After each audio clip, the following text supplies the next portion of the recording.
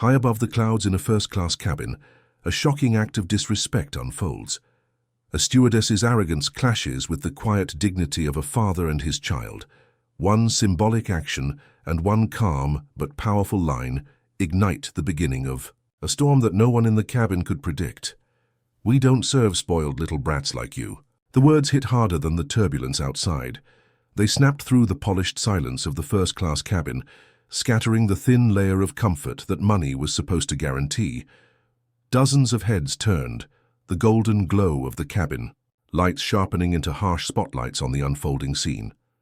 Passengers who had been sipping Dom Perignon or flipping lazily through glossy magazines suddenly froze. Some widened their eyes, others narrowed them, but all felt the sting of those words, some with outrage, some with hidden satisfaction, some with quiet cowardice. The stewardess stood tall in her pressed navy uniform, chin high, lips pursed into a condescending smirk. She looked not like someone providing service, but someone protecting territory, her territory. The narrow aisle between the polished leather seats felt to her like a stage, and humiliation was the performance she was intent on delivering. Her hand moved fast, quicker than anyone could predict, striking across the soft cheek of a young black boy seated neatly in his oversized blazer. The sound, sharp, unforgiving, snapped across the cabin louder than the engines roaring beyond the windows. Gasps erupted. Glasses clinked against trays. A woman in pearls lifted her hand to her mouth. Her man in a business suit muttered under his breath but didn't move, and a teenage passenger fumbled to unlock his phone, camera already rising, screen glowing like a quiet witness. The boy froze. His small hand rose slowly to his cheek, skin already warming under the sting. His lip trembled, but no sound escaped. Him. The quiet restraint of his silence cut deeper than a scream ever could. He looked not to the stewardess, but to the man seated beside him, his father. The man was dressed simply, tailored dark suit, no flashy watch, no exaggerated symbols of wealth. Yet his stillness radiated something far greater than possessions. Control. He didn't flinch, he didn't rise in outrage. He simply sat there, posture perfect, gaze steady, an immovable presence in a storm of arrogance. The stewardess adjusted, her scarf, tugging at it with sharp fingers, pretending that her actions were justified. "Maybe now you'll learn some respect," she sneered, her voice dripping with venom disguised as professionalism. Her arrogance filled the cabin like smoke, choking every inch of air. But the man still said nothing. He reached slowly into his breast pocket. The passenger's eyes followed the motion, curious, expectant. What would he do? What could he do at 35,000 feet? His fingers pulled out a sleek black phone. He held it with elegance, pressing a single button with calm precision. The screen lit up, numbers dialing, the tone ringing steady against the tense silence. The stewardess faltered, just a fraction. Her smirk quivered, her eyes darting to the phone as though it were more dangerous than any raised fist. The boy shifted in his seat, still rubbing the cheek that burned with humiliation. He looked at his father, desperate for guidance, for assurance. The man placed his free hand gently on his son's shoulder, grounding him. No words yet, just presence, just quiet strength. Finally the stewardess snapped, her voice cracking under her own brittle confidence. "Who do you think you're calling up here, your lawyer? Newsflash, nobody controls this plane but us." The man's voice, when it came, was steady, deep, and devastating in its calm. "You confuse control with authority, and you confuse cruelty with discipline. Both mistakes will cost you dearly." The stewardess scoffed, but her laughter was thin, brittle, already crumbling. "Is that supposed to scare me?" The man didn't answer her. The call connected. The entire cabin seemed to lean in, straining to hear. He spoke just 2 words. "It's time." Passengers exchanged glances. Who was he talking to? What did... The stewardess's smirk returned, but it was weaker now, cracking at the edges. She turned to continue down the aisle, but the weight of eyes followed her like invisible chains. The boy finally whispered, voice trembling, "Papa." "What happens now?" The man leaned closer, his tone a whisper but carrying enough power for the nearest rose to hear. "Now, son, they discover who you really are." The boy's lips parted, confusion mixing with hope. His small shoulders straightened, lifted by a strength borrowed from his father's unshakable calm. The cabin itself seemed to hold its breath. Every passenger sensed it, that something irreversible had just been set into motion. The stewardess, trying to mask her unease, grabbed a drink tray, her hands trembling just enough for the glasses to rattle. And in that silence, thicker than the air outside the pressurized cabin, the father's calm dignity stood against her arrogance like a mountain against a storm. The boy's cheek still burned. But so did something else now. The quiet fire of justice waiting to ignite, and though the stewardess thought she had won, though she believed she had silenced him, her downfall had already begun, at the speed of a single phone call. The cabin should have gone back to its rhythm, glasses clinking, engines humming, hushed conversations floating like background music, but it didn't. The slap had changed everything. Now silence wasn't silence at all. It was a pressure, a weight pressing, down on the velvet seats and gold-trimmed trays. A silence pregnant with whispers. "Did you see? She hit him. Unbelievable." Yet for all their words, not a single passenger stood up. Their outrage was soft, private, whispered behind cupped hands and raised newspapers. It was safer that way. Always safer to stay seated, to pretend the problem wasn't theirs. The stewardess leaned against the service cart, trying to breathe authority back into herself. Her scarf was still perfectly pinned, her hair still immaculate, but inside her chest fluttered with something she refused to name. Doubt. Her eyes darted to the boy. His cheek was still flushed, but his eyes were wrong. They weren't just sad. They weren't broken. They were steady now, lifted by the invisible scaffolding of his father's calm. The man sat as if carved from stone, posture unyielding, silence screaming louder than the engines outside. His phone rested on the tray table in front of him, its dark screen reflecting the golden cabin lights. To anyone else it was just a phone, but to her it had become a threat she couldn't shake. She forced a laugh, thin and sharp, like glass ready to crack. "Ladies and gentlemen, please relax. Everything is under control." But her words landed hollow. From across the aisle, a man in a navy blue business suit spoke, his voice low but carrying. That wasn't control, that was abuse. The stewardess whipped her head toward him, eyes narrowing. "Sir, I would appreciate if you did not interfere." "She's a child," the man pressed, his voice trembling with anger. "A child," her jaw clenched. "A disruptive one." The word echoed, acidic, staining the air. Disruptive. Always. The word, always the excuse. Passengers shifted in their seats. Some muttered agreement, others looked down, unwilling to make eye contact. The teenage boy 2 rows back raised his phone higher, lens catching every twitch of her mouth, every flicker of her eyes, and then the father spoke. His voice was not raised, not sharp, but impossibly steady. Disruption is often defined by those who fear being seen. Every head turned toward him. His words settled into the cabin like a weight, undeniable, unshakable. The stewardess scoffed, her laugh brittle. "Excuse me?" He looked at her, unblinking. "You confuse dignity with defiance. That mistake will cost you." Her face burned red, though she tried to hide it beneath a plastic smile. "Is that a threat?" The man did not answer. Instead, he reached for his phone again. The screen lit up, bright against the dimmed cabin. For the briefest moment, the stewardess saw a single word flash across the screen before he angled it away. Chairman. Her chest tightened. The word rattled her composure. Chairman of what? Chairman of who? The boy leaned closer to his father, whispering, "Papa, what happens now?" His father looked at him with a faint, reassuring smile. "Now, the truth flies faster than this. Plain." The boy's small hands curled into fists, strength replacing shame. He sat straighter, his burning cheek no longer a wound, but a badge. The stewardess turned away, clinging to the routine. She lifted glasses, poured wine, forced her hands to remain steady. But the ice cubes betrayed her, clinking too loudly, her grip trembling just enough to show the crack. An elderly woman draped Pearls reached out as the stewardess handed her a drink. "You've gone too far, dear." The stewardess forced her lips into a smile. "Ma'am, everything is fine," but nothing was fine. The whispers grew louder. A ripple of tension traveled through the rows like unseen turbulence. Screens glowed faintly in the dim cabin, recording evidence that no announcement could erase. The father didn't stop them. He allowed the cameras, the murmurs, the growing storm. Finally, the stewardess leaned down toward him, her voice lowered, venom sharp. "Listen to me. I don't care who you think you are. On this plane, I'm in charge."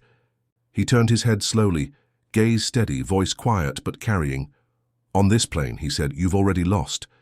The boy exhaled, chest rising with strength he didn't know he had. His father's calm was contagious. And though the stewardess walked away pretending victory, the truth was already alive in the cabin. It lived in the whispers. It lived in the cameras. It lived in the boy's eyes. It lived in the phone still resting on the tray table, screen black now, but waiting. The slap had been her action. But the call. The call was his, and the sky, vast and unending, was already listening. The cabin felt different now. The luxury, the soft leather, the chilled wine, the golden glow of overhead lights, suddenly seemed irrelevant, as if stripped away by the slap that had cracked the illusion of calm. Passengers shifted in their seats, their silence heavier than before. It wasn't peace, it was paralysis. A silence born of fear, uncertainty, and the strange electricity of knowing that something bigger was happening right in front of them. The stewardess marched briskly down the aisle, her polished shoes clicking against the carpet. She carried herself with the exaggerated sharpness of someone trying to reassert control, but her hands betrayed her. Fingers too stiff, grip too tight, every movement forced. From the galley, another crew member approached, a younger steward with a polite smile painted on his face. He leaned close, whispering. "What happened?" "Nothing," she hissed through clenched teeth. "Just a brat acting out." His eyes flickered toward the boy, who sat quietly beside his father, cheeks still flushed, gaze locked forward. There was no tantrum, no noise, no disruption, only silence so composed it unsettled the crewman more than any outburst would have. "That didn't look like nothing," he murmured. She cut him off with a glare sharp enough to slice. "Drop it. I'm in charge here." But even as she spoke, her voice cracked on the edges. The boy watched all of it. His small hands rested on the armrests, steady now, no longer trembling. His father hadn't spoken again, but his silence was louder than anything else in the cabin. To the boy, it felt like sitting next to a mountain, calm, unmoving, unshaken no matter how fierce the wind blew. Passengers continued to whisper. A businessman typed furiously on his tablet, his screen angled away. A woman pretended to flip through her magazine, though her phone camera peeked discreetly over the pages. A teenager 2 rows back held his device steadily, recording every flicker of expression on the stewardess's face. Every movement became evidence, and the stewardess knew it. She turned sharply toward the business-class curtain, yanking it closed with unnecessary force, as if cutting the first-class cabin off. From the rest of the world could contain the storm inside, but the whispers still grew, the glow of phones still burned, and the weight of the father's silence still pressed against her pride. Finally, unable to hold it in, she spun back toward him. "Listen," she spat, low enough for only the nearest rows to hear. "I don't know who you think you are, but you don't scare me." The father's eyes lifted slowly, locking onto hers. His voice came steady, each word deliberate. "You should be more concerned with who I don't have to be to end this." Her mouth opened, then shut. For the first time, she couldn't summon a comeback. The boy's lips parted, eyes widening. He didn't fully understand, but he felt the shift, felt the way his father's words stripped power from the air, leaving the stewardess scrambling in silence. She turned away quickly, but her steps faltered. The cart bumped against a seat, glasses rattling like nerves exposed. Behind her, passengers exchanged quiet looks. Some shook their heads, some pressed lips tightly shut. And though no one dared speak aloud, their silence was no longer passive. It was watchful, alive, waiting. The younger steward approached again, his voice hushed but urgent. "Shall you need to stop? People are filming." "I said drop it," she snapped, but her voice cracked again. She knew he was right. The glow of screens burned brighter than the cabin lights. Every second was being captured, every word and every glance preserved. She couldn't erase this. The boy whispered to his father, soft but steady. "Why didn't you stop her?" His father turned to him, eyes warm now despite the storm around them. "Because, son, sometimes silence is louder than rage. Let them see, let them decide." The boy blinked, then nodded slowly. For the first time, he felt the sting on his cheek turning into something else. Not shame, not weakness, but a spark. The stewardess retreated into the galley, her back rigid, her jaw clenched. But as the curtain swayed shut behind her, her reflection in the steel cabinet betrayed her. Her eyes were wide, her mask slipping, cracks spreading through the facade she'd worn so confidently. She poured herself a glass of water with trembling hands, but even the glass betrayed her. The ice clinking too loudly, the water spilling slightly over the rim. And in the cabin she had tried to control, the whispers only grew. "They're filming this. She's done for. Who is he?" The father sat unmoving, his phone once again on the table, its dark screen like an unspoken promise. The boy leaned against him, eyes closed, cheek still burning, but his breathing steady.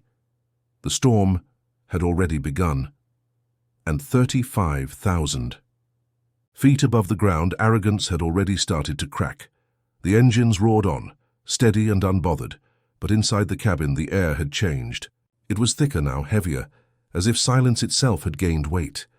Conversations no longer sounded like chatter, they sounded like conspiracies. The stewardess returned from the galley, her face carefully arranged into a professional smile. But the crack in her composure was obvious to everyone. Her walk lacked rhythm, her shoulders were too tight, and her eyes flicked nervously toward the father's phone resting on the tray. Passengers didn't speak to her the same way anymore. They didn't request wine with careless entitlement, didn't joke politely to pass the time. Instead, they whispered to one another, their voices hushed, their eyes darting between her and the quiet man she had struck down through his child. She tried to act unfazed, pouring champagne, straightening trays, but her ears caught fragments she couldn't ignore. "She's in trouble." "Did you record the whole thing?" "Who is he?"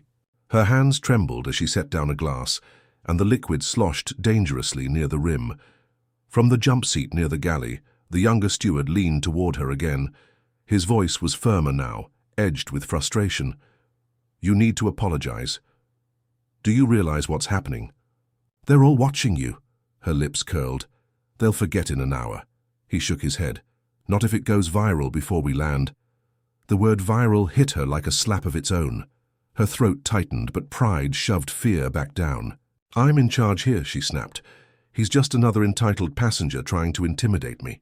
The steward's voice dropped lower.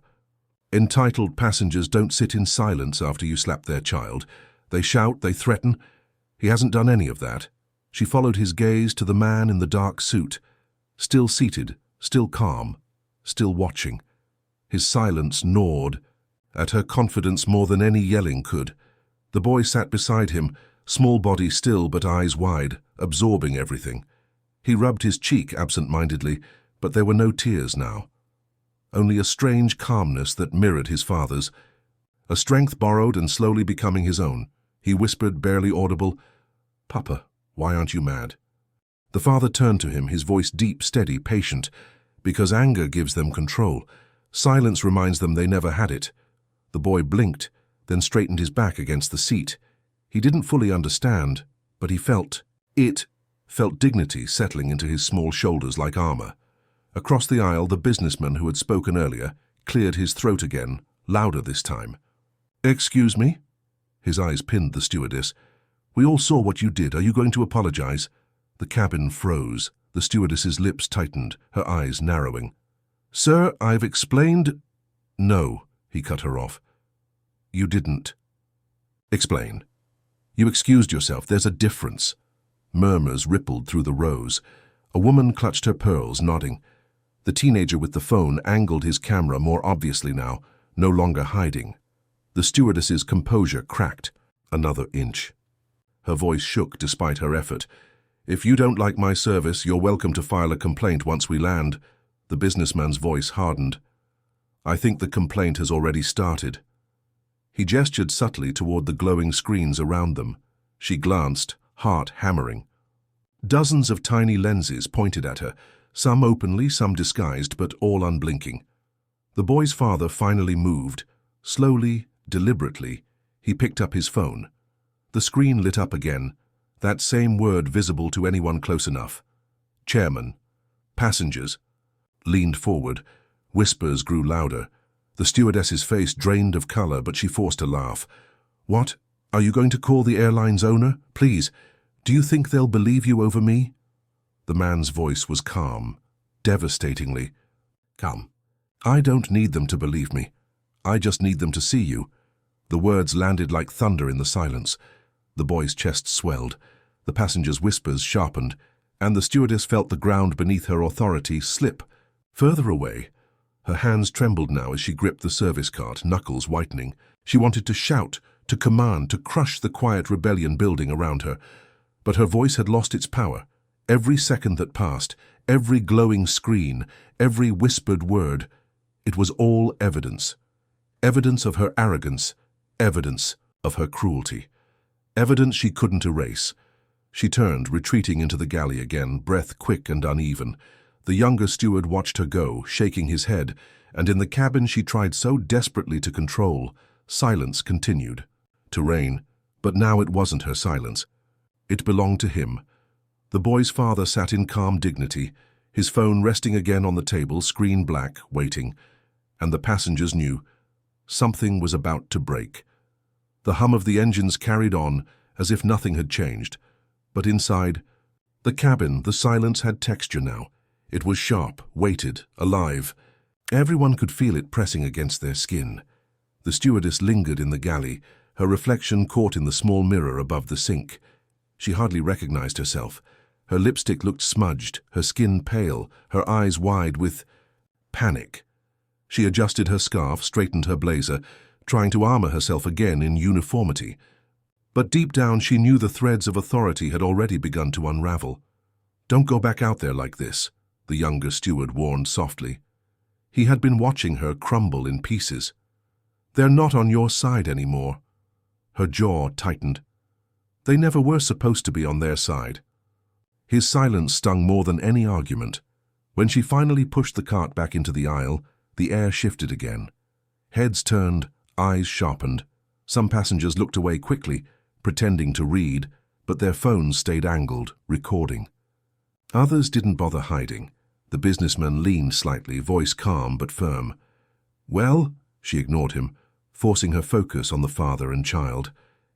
"Can I offer you something to drink?" The words dripped with false courtesy. The boy looked at his father, unsure, but the man didn't flinch. He leaned forward slightly, his voice a low river of composure. "Dignity. Can you offer us that?" The stewardess froze, her lips parted, but no sound came. The passenger's eyes widened, the teenager with the phone grinning behind his camera. Someone whispered, "Oh, that's going online." The boy blinked, surprised by his father's words. For the first time since the slap, a faint smile touched his lips. He straightened his spine again, mimicking the calm posture. The stewardess's face darkened. She spun abruptly toward another row, fumbling with her cart, her hands shaking so badly that the bottles rattled against one another. From behind her, the businessman spoke again, louder now. "I think we all know what we just witnessed. She can't erase it." "Exactly," a woman's voice added from 2 rows back. "We all saw it. We all heard it." The murmurs grew, layering like a storm cloud. The stewardess turned sharply, anger rising. "Everyone needs to mind their own business. I'm in charge here." But the more she raised her voice, the more powerless she sounded. Authority didn't live in her words anymore. It had already shifted across the aisle to the man who hadn't raised his voice once. The boy leaned closer to his father. "Papa, everyone's helping us." His father's hand rested gently on his small shoulder. "They're not helping us, son. They're helping themselves see the truth." The boy's eyes glistened. He didn't fully understand, but something inside him swelled with pride. A symbolic moment unfolded then. The businessman, tall, broad, unapologetic, stood slowly from his seat. "Excuse me," he said, his voice carrying. "If she doesn't apologize, I will personally file a report with the captain right now." The stewardess turned, eyes wide. "Sit down. You have no right." But before she could finish, a second voice rose. The woman with pearls. "I'll sign that report too." A third voice followed, the teenager with the phone. "And I'll upload this to make sure the world signs it too." The cabin erupted into murmurs of agreement. The stewardess staggered, back half a step, as though the ground itself had shifted beneath her. The father said nothing. He didn't need to. His silence commanded the moment. The boy whispered again, almost reverently, "They're listening to you. Even when you're quiet." His father's lips curved into the faintest smile. "Because dignity is louder than arrogance." The passengers fell into another hush, but this hush wasn't fear, it was reverence. Even those who hadn't spoken felt the gravity. Something was changing mid-air, in a space usually ruled by rank and uniform. The stewardess clutched the cart. Like a lifeline, her knuckles white, her eyes darting desperately. For the first time she looked small, not powerful, not commanding. Small. And in that shrinking, the boy saw something unforgettable.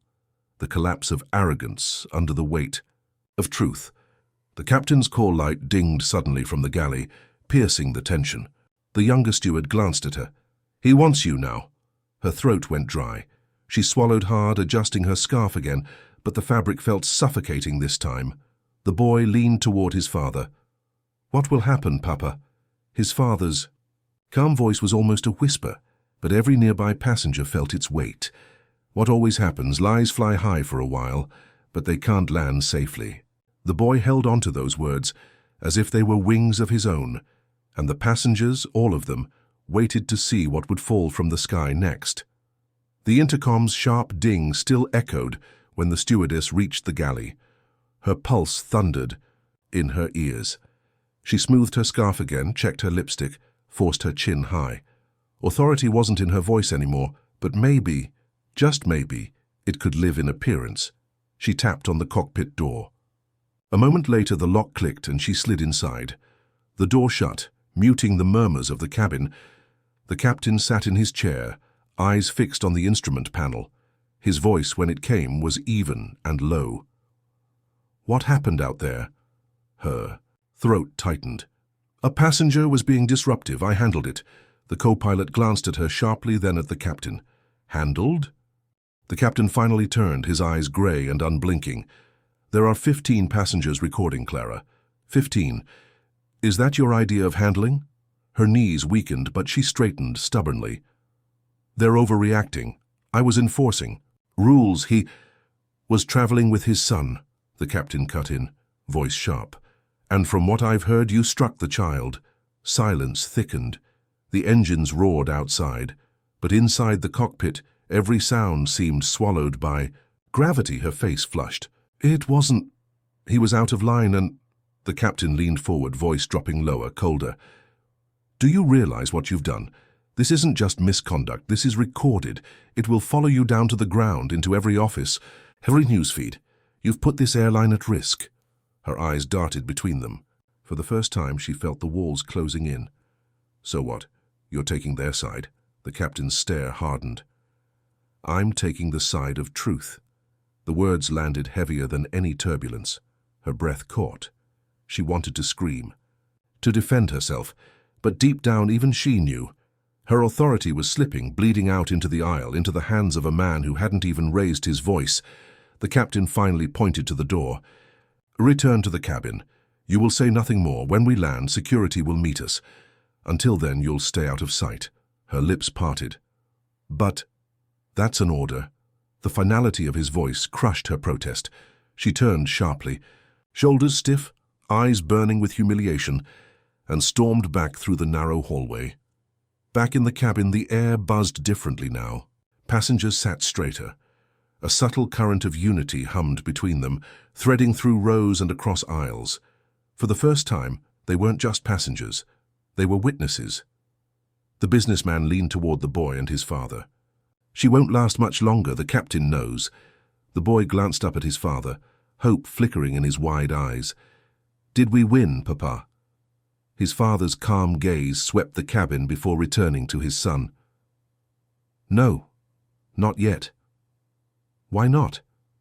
"Because victory isn't when they fall, it's when we rise." The boy's brow furrowed in thought.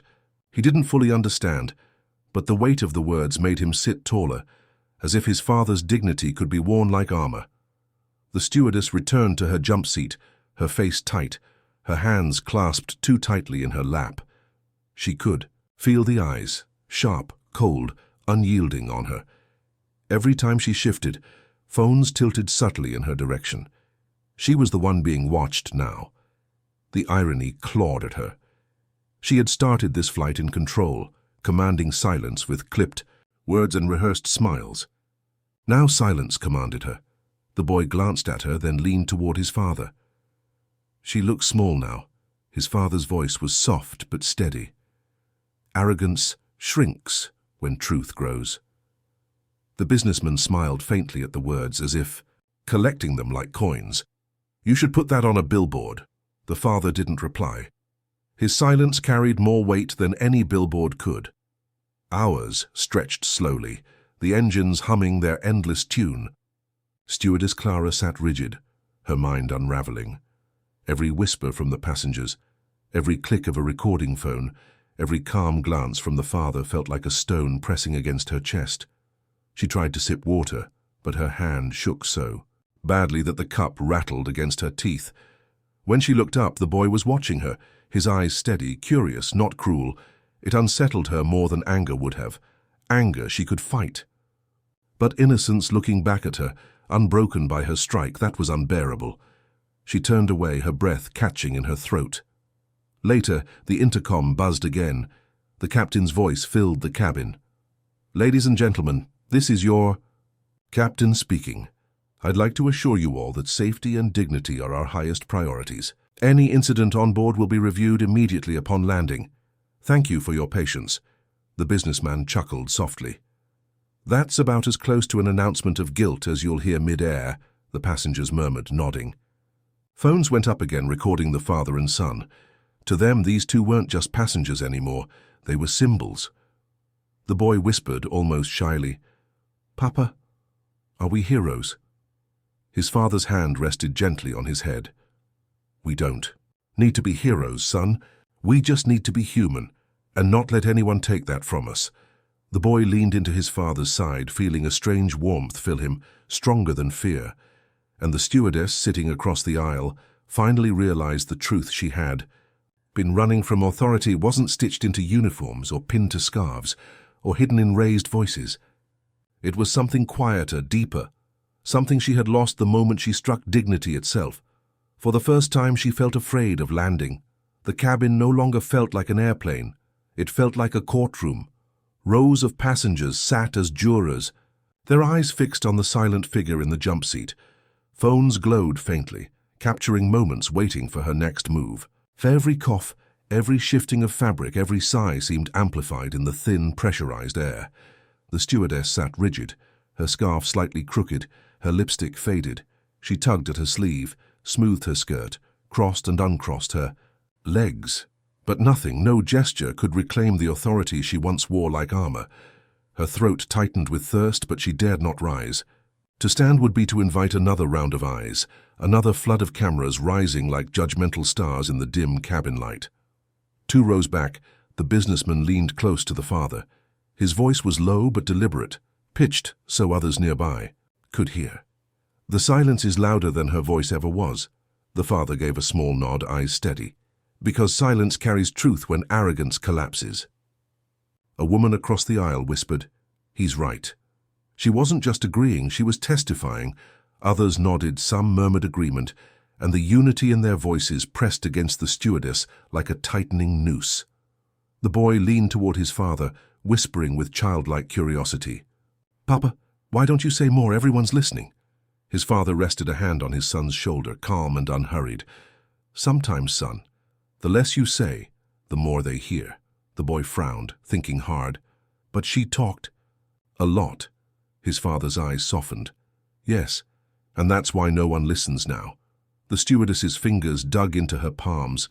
Every word, Every glance around her seemed to chip away at what little remained of her pride. She tried to convince herself they were exaggerating, that she still held some measure of control, but when she looked up, she saw nothing but judgment. The old man in the front row shook his head slowly. The young woman 2 seats back stared coldly, her phone tilted deliberately toward the stewardess. Even the children, restless a few hours ago, now sat unusually still, watching the scene unfold as if it were a story they would one day retell. And then there was the boy, the one she had struck. His gaze burned the most, not because it was filled with hate, but because it wasn't. He looked at her with something she couldn't fight, innocence untouched by her cruelty. She turned her face sharply to the window, pressing her lips tight. Outside, the clouds drifted like silent witnesses, white against endless blue. But there was no escape. Not here, not at 30,000 feet. The businessman shifted, speaking louder now, his voice carrying across the cabin. What she did isn't just about one man or one boy. It's about all of us. How many of us have been silent before? How many times have we let arrogance sit above dignity? His words rippled through the cabin. Passengers murmured. Some filmed. Him too, as if he were part of the testimony. The father remained still. His eyes closed briefly as though weighing the words, letting them sink into the cabin's air. When he opened them, he said quietly, but clearly enough to carry, "Dignity does not need to shout. It survives in silence, even when struck." The cabin hushed, as though the very walls leaned in to listen. Even the stewardess couldn't help but glance at him. His calm tone cut sharper than any accusation, piercing her defenses without raising a single weapon. She hated how his words made her chest tighten. Hours stretched long. The cabin remained locked in its silent trial. Passengers shifted occasionally, whispered among themselves, shared knowing glances. Each exchange added weight to the invisible verdict forming in the air. The stewardess felt it with every breath. She tried once more to stand, her knees trembling slightly. She reached for the service cart, desperate to regain some semblance of role, of authority, but the moment she touched it, phones rose again. She froze, her hand on the cart handle, and felt the burn of 30 eyes pressing down on her. The businessman's voice rang out, "You don't serve us anymore." The word struck her harder than the captain's reprimand. Her hand dropped from the cart. She returned to her seat, shoulders hunched, skin pale beneath the makeup. The boy tugged gently on his father's sleeve. "Papa?" "Is she scared now?" His father's eyes never left the stewardess as he answered softly, "Yes, but fear is different from understanding." "What do you mean?" "Fear is when you know the world is against you. Understanding is when you know why." The boy's gaze lingered on the stewardess, as though trying to read her expression. She avoided his eyes. The silence deepened, oppressive yet powerful. The stewardess shifted uncomfortably, each small movement echoing like thunder in the cabin. She longed for the descent, for the landing, for the ground beneath her feet. But even then, she knew, the judgment would not stay in the sky. It would follow her into the terminal, into headlines, into whispers that would chase her name long after this flight had ended, and the father's quiet dignity would remain, echoing long after the engines powered down. She was no longer in control. She was the one on trial, and the jury had already spoken without a word. The hum of the engines was steady, but inside the cabin it felt like pressure building in a sealed jar. The stewardess sat rigid, her breath uneven, every muscle in her body taut.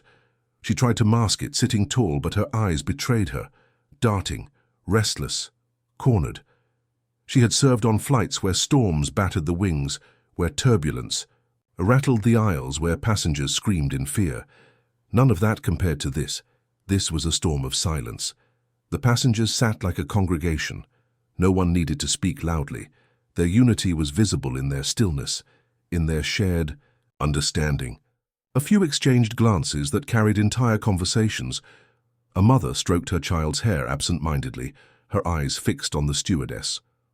An elderly man folded his hands as if in prayer, his lips tight with disapproval.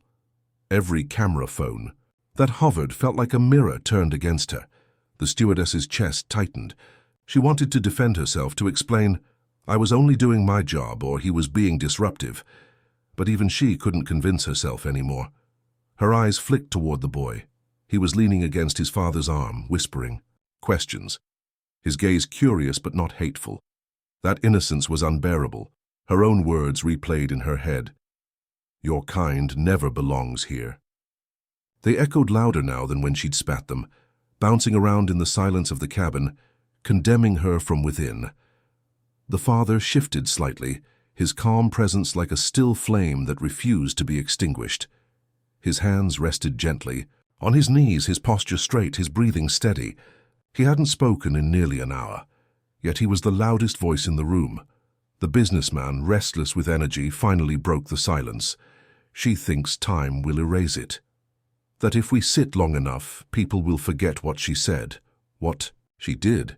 He looked around, catching eyes as he spoke. But we don't forget, not this time, not anymore. The murmurs of agreement spread like ripples through the cabin. Heads nodded, lips pressed firmly, eyes narrowed. The unity in their quiet defiance pressed heavier on the stewardess's chest than any turbulence could. The boy tugged at his father's sleeve again. "Papa, why isn't she saying sorry?" The father's voice was low, but it carried like a bell across the silence. "Because arrogance steals the tongue before it steals the heart." The boy frowned. "So, she can't say it." His father's gaze softened, though his words stayed sharp. "Not until she learns the weight of silence." Passengers shifted, some nodding, others murmuring approval. The stewardess flinched. She felt as though every sentence he spoke was etched onto her skin. She rose suddenly, desperate for control. "Would anyone like a drink?"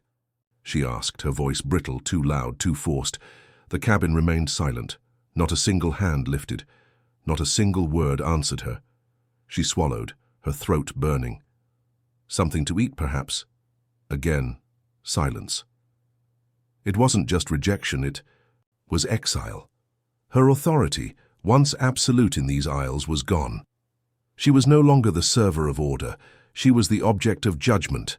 Her knees weakened. She gripped the service cart for balance, but it felt like touching an anchor dragging her down. Slowly she returned to her seat, her cheeks flushed crimson. The boy leaned toward his father again, whispering, "Papa, why didn't anyone answer her?"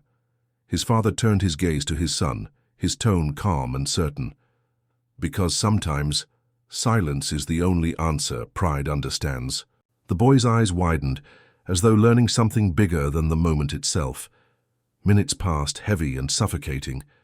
The stewardess stared at the floor, her reflection faint on the polished metal strip beneath her feet. She thought of the terminal ahead, of walking through the gate with all these phones capturing her disgrace. She thought of her career, built over years, reduced in hours. She thought of the boy's eyes. Innocent, unbroken. The guilt clawed at her, but the pride held tight, refusing to loosen its grip. The father finally spoke again, his voice deep but steady. "There is a truth that cannot be silenced, that every man, every child carries the same dignity into this world. And when that dignity is struck," he paused, his gaze locking with hers, "the hand that struck it never forgets the weight." The stewardess looked away sharply, her eyes burning, her chest rising in shallow breaths. His words pressed against her like chains, but chains made not of iron, of truth. The passengers leaned forward slightly, absorbing the moment, the sentence echoing between them. The businessman whispered almost reverently, "That's it, that's the verdict."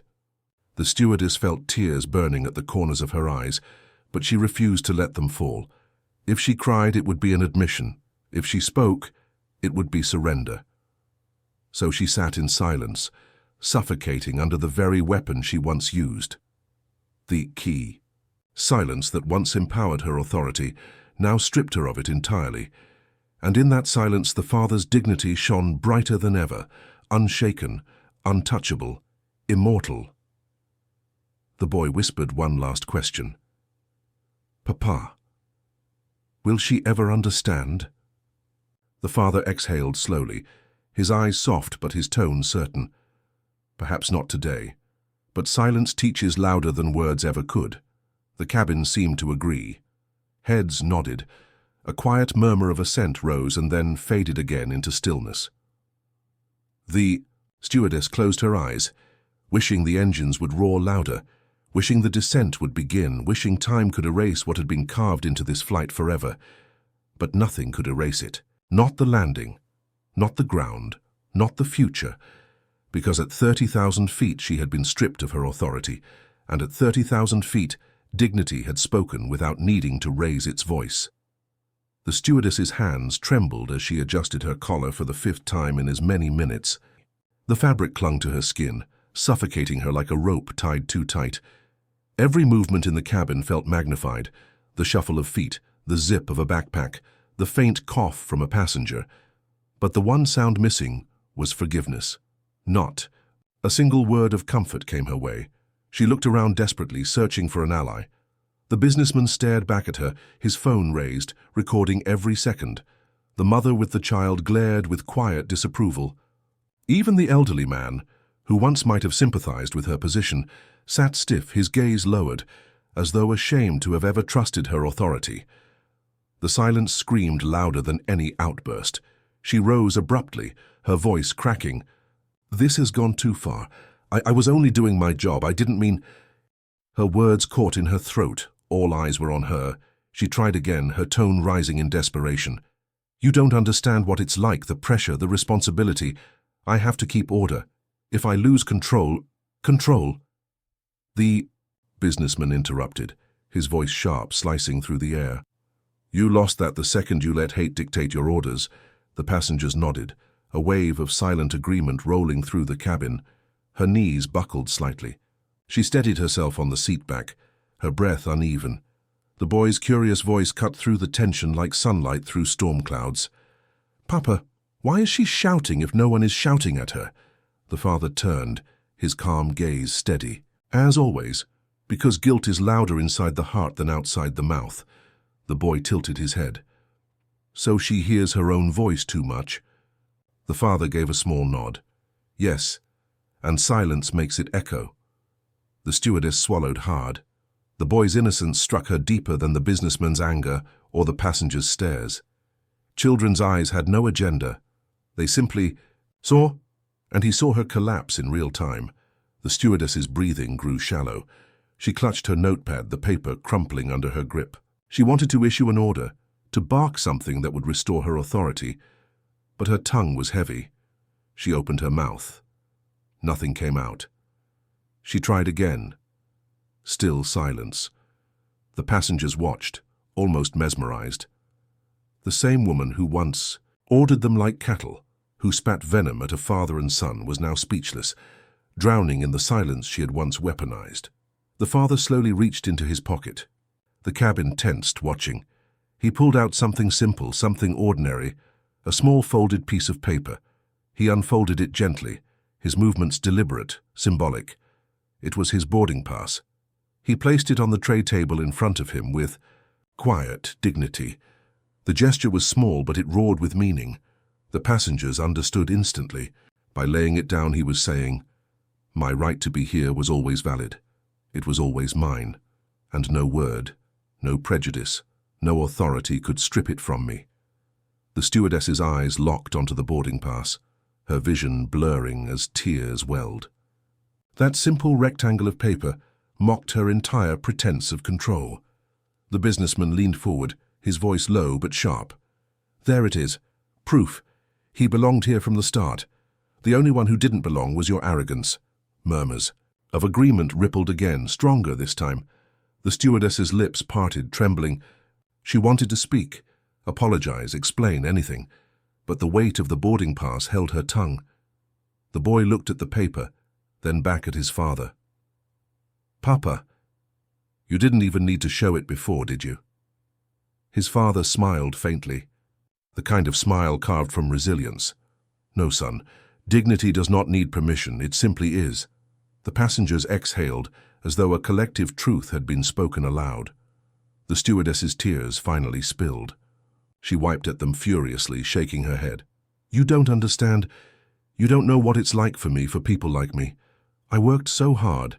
I sacrificed—" "Sacrifice?" The elderly man finally spoke, his voice trembling. but strong. Sacrifice means nothing when it builds ladders by stepping on others. The cabin fell quiet again, his words sealing the air like a final nail. The stewardess sank into her seat, her hands covering her face. She wept quietly. Shoulders trembling. No one comforted her. No hand reached out. She had built her walls of arrogance too high, and now they collapsed on top of her. The father leaned back, serene, his son nestled against him. He didn't gloat. He didn't revel in her collapse. His dignity was too large for vengeance. His silence spoke louder than her tears. The boy whispered one last time, his voice carrying softly through the cabin. "Papa, is this what justice looks like?" The father's eyes closed briefly, then opened with a calm heaviness. Justice is when truth finally finds its voice, and tonight it spoke through silence. The stewardess wept harder. The passengers watched, and the flight continued forward, unstoppable, carrying with it a verdict etched not in law but in humanity. The announcement came over the intercom, sterile and calm. "Ladies and gentlemen, we are preparing for our final descent. Please fasten your seatbelts." The cabin obeyed the instruction in silence. Seatbelts clicked into place, luggage shifted beneath seats, and tray tables were secured. Yet, beneath the ordinary hum of landing, something extraordinary lingered. Oh, verdict! The stewardess sat stiffly in her jump seat near the front, her hands clasped so tightly her knuckles turned white.